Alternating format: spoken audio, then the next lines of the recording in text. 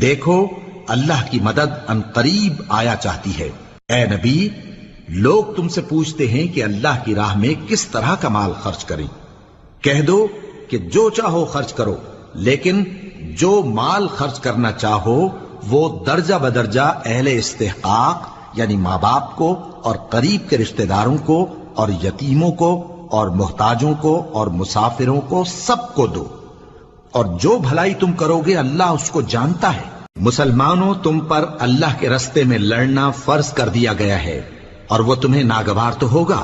مگر عجب نہیں کہ ایک چیز تم کو بری لگے اور وہ تمہارے حق میں بھلی ہو، اور عجب نہیں کہ ایک چیز تم کو بھلی لگے اور وہ تمہارے لیے مضر ہو، اور ان باتوں کو اللہ ہی بہتر جانتا ہے اور تم نہیں جانتے۔ اے پیغمبر، لوگ تم سے عزت والے مہینوں میں لڑائی کرنے کے بارے میں دریافت کرتے ہیں۔ کہہ دو کہ ان میں لڑنا بڑا گناہ ہے،